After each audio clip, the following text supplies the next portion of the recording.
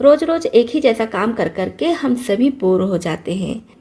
तो क्यों ना कुछ अलग किया जाए, कुछ हट के किया जाए जिसमें समय भी कम लगे और हमारा काम भी बहुत आसान तरीके से हो जाए। नमस्ते दोस्तों, मैं हूँ छाया और आपके अपने चैनल छाया रसोई में एक बार फिर से आपका बहुत बहुत स्वागत है। हमेशा की तरह फिर से आपके लिए बहुत यूजफुल टिप्स एंड ट्रिक्स लेकर आई हूँ, जिससे आपका काम करना काफ़ी आसान होगा, आपके समय और पैसे भी बचेंगे। अभी संतरे का सीजन है और मार्केट में संतरा खूब आ रहा है। तो हम संतरा खाते हैं और संतरे के छिलके को फेंक देते हैं। लेकिन आज इस वीडियो को देखने के बाद आप संतरा खाने के बाद संतरे के छिलके को बिल्कुल भी नहीं फेंकेंगे।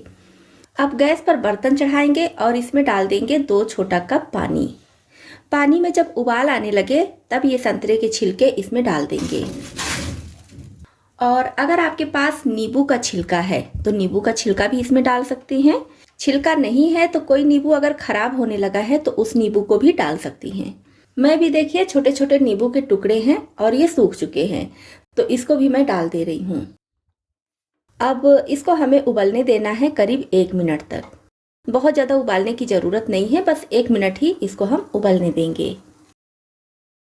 फ्लेम ऑफ करेंगे और इसको छोड़ देंगे जब तक कि पूरी तरह से ठंडा ना हो जाए। अब जब ये अच्छी तरह से ठंडा हो जाए तब हम इसको स्प्रे बॉटल में भर लेंगे। अब इससे हम साफ कर सकते हैं अपने गैस चूल्हे को। गैस चूल्हे को हम सभी बहुत अच्छे से साफ करते हैं, लेकिन फिर भी इसका इतना ज़्यादा यूज होता है कि कुछ कुछ दिनों पर देखते हैं इसकी शाइनिंग जा चुकी है, इसमें बिल्कुल भी चमक नहीं रहती है। तो आप इसका यूज कर सकती हैं गैस चूल्हे को साफ करने के लिए। आपको किसी खास दिन की ज़रूरत नहीं पड़ेगी गैस चूल्हे को चमकाने के लिए। जब जब आप इस पानी से इस गैस चूल्हे को साफ करेंगी, आपका गैस चूल्हा एकदम बढ़िया से चमकेगा, साफ हो जाएगा। आप दोनों समय जब भी गैस चूल्हा साफ कीजिए इसी पानी से साफ कीजिए। और गैस चूल्हे के साथ साथ आप चाहे तो किचन के या फिर बाथरूम के टाइल्स को भी इससे अच्छे से साफ कर सकती हैं। या फिर अगर आप घर में डस्टिंग का काम कर रही हैं तो जो भी चीज़ें डस्टिंग करते समय आप हल्के गीले कपड़े से पोंछती हैं, इस पानी से पोंछिए तो वो चीज़ें भी चमकने लगेंगी। इसमें हमारा 1 भी रुपया नहीं लगा है, फ्री का ये बनकर तैयार हो गया है और नेचुरल है, कोई नुकसान करने वाली चीज़ भी इसमें नहीं है। अगर आप आर्टिफिशियल प्लांट रखती हैं तो इससे उस पर भी स्प्रे कर सकती हैं। वो सारे प्लांट्स जम्स फ्री हो जाएंगे, साथ ही साथ शाइनिंग भी बहुत अच्छी आएगी। अब इस तरह के डिब्बे हम सभी के घरों में होते हैं और कभी कभी क्या होता है कि डिब्बे का ढक्कन जो है ये काफ़ी ढीला हो जाता है और हम ढक्कन को घुमाते जाते हैं, वो घूमता जाता है, कहीं पर टाइट नहीं होता है। तो ये प्रॉब्लम अक्सर हो जाती है इस टाइप के डिब्बों में। हम कोई भी चीज़ बंद करते हैं तो वो सॉफ्ट होने लगता है। ऐसी दिक्कत आपके साथ भी अगर है किसी डिब्बे में तो क्या कीजिए, लीजिए रबर बैंड और रबर बैंड को इस तरह से यहाँ पर लगा दीजिए। एकदम नीचे में यहाँ पर लगाना है, ऊपर नहीं लगाना है, नीचे में लगाना है। और अब इसको जब हम बंद करेंगे तो देखिए एकदम टाइट हो गया। कितना भी आप इसको घुमाएंगी तो आगे नहीं बढ़ेगा, बढ़िया से टाइट हो गया है। और सिर्फ इस तरह का डिब्बा ही नहीं, आप मिक्सी जार का ढक्कन अगर ढीला है तो उसमें भी इस तरह से रबर बैंड लगाकर उसको भी टाइट कर सकती हैं। तो बहुत ही यूजफुल टिप है, इस टिप को आप भी जरूर अपनाएं।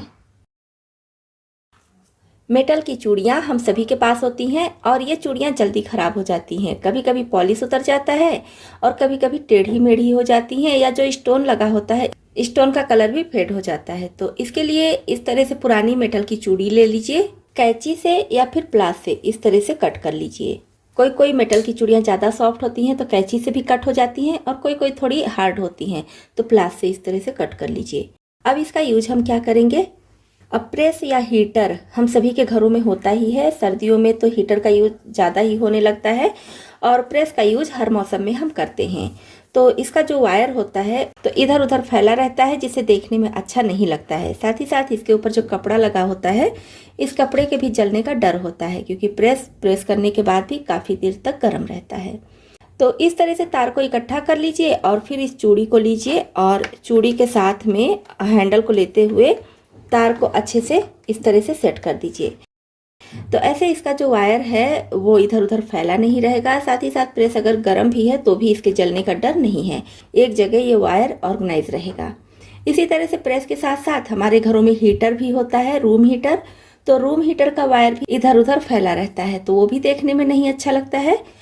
तो उसके भी वायर को आप इस तरह से सेट कर लीजिए, अच्छे से इकट्ठा कर लीजिए और फिर यहाँ पर ऐसे फंसाकर इसी चूड़ी में अच्छे से लॉक कर दीजिए। तो इस तरह से आपके रूम हीटर का भी वायर इधर उधर फैला नहीं रहेगा। तो इस टिप को आप भी अपना सकती हैं। पुरानी चूड़ियों से इस तरह से वायर वाली जितनी चीज़ें हैं सबको अच्छे से ऑर्गेनाइज करके रख सकती हैं। लेंगे एक छोटा सा आलू। अब सेफ्टी पिन लेंगे, सेफ्टी पिन को इस तरह से खोल लेंगे, आलू में ऐसे इसको ऐसे लगा देंगे। इस तरह से आप चाहे तो छोटे साइज़ की सेफ्टी पिन ले लीजिए, चाहे तो बड़े साइज़ वाली ले लीजिए, ऐसे लगा दीजिए। 3-4 सेफ्टी पिन या एक ही सेफ्टी पिन जितना चाहे उतना इस तरह से लगा दीजिए। अब हमें चाहिए नेल पॉलिश। सेफ्टी पिन पर इस तरह से नेल पॉलिश लगा देंगे। तो एक पर मैं रेड कलर की नेल पॉलिश लगाती हूँ और एक पर लगा रही हूँ ग्रीन कलर की।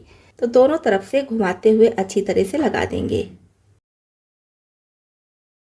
तो इसको आलू में चुभाकर इसलिए रखी हूँ जिससे सारे सेफ्टी पिन में एक बराबर नेल पॉलिश लग जाए और इसके नुकीले भाग में अगर नहीं भी लग रहा है तो भी कोई दिक्कत नहीं है। अब इसको छोड़ देंगे सूखने के लिए। आप आलू के बजाय कोई दूसरी सब्जी या कोई भी चीज़ जिसमें ये सेफ्टी पिन अच्छे से चुभ जाए उस तरह की ले सकती हैं। तो मुझे तो अभी आलू ही समझ में आया इसलिए मैं आलू ले ली हूँ। तो हमारे सेफ्टी पिन पर जो नेल पॉलिश लगा है अच्छे से सूख चुका है। अब इसको हम निकाल लेंगे। तो यहाँ पर हम बनाकर तैयार कर लिए हैं कलरफुल सेफ्टी पिन। अगर आपके पास नेल पॉलिश है तो इस तरह से नेल पॉलिश लगाकर मैचिंग सेफ्टी पिन घर में ही बनाकर तैयार कर सकती हैं। बहुत आसानी से ये सेफ्टी पिन बनकर तैयार हो जाता है। बस आपको ध्यान ये रखना है कि नेल पॉलिश अच्छी क्वालिटी का होना चाहिए, जल्दी से वो उतरे नहीं। तो है ना कमाल की टिप। इस टिप को आप भी अपना सकती हैं। जब भी हम मार्केट से किसी भी तरह का मिक्सचर लाते हैं या फिर घर पर ही बनाते हैं तो ज़्यादा मात्रा में बनाते हैं, लेकिन जब खाते खाते थोड़ा सा बचता है तो क्या होता है कि नीचे में बहुत ज़्यादा नमक या फिर बहुत ज़्यादा मसाले होते हैं। तो उसको हम खाते हैं तो अच्छा नहीं लगता है और किसी किसी को पसंद भी होता है, वो काफ़ी ज़्यादा चटपटा हो जाता है तो किसी किसी को पसंद भी होता है। लेकिन जिनको मसाले नहीं पसंद है या फिर जिनको हाई बीपी की प्रॉब्लम है उनके लिए नमक काफ़ी तेज़ हो जाता है।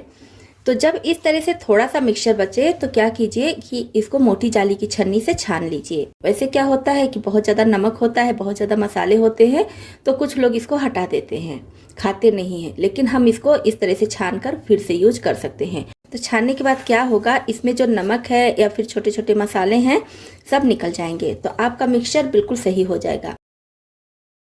तो दोस्तों, आपको इसमें से कौन सी टिप ज़्यादा पसंद आई और कौन सी पहले से पता थी, कमेंट बॉक्स में लिखकर ज़रूर बताइएगा। इसी तरह से और भी ज़्यादा यूजफुल टिप्स एंड ट्रिक्स देखने के लिए, और अगर आप चैनल पर नए आए हैं तो हमारी यूट्यूब फैमिली में शामिल होने के लिए इस चैनल को सब्सक्राइब भी कर लीजिएगा।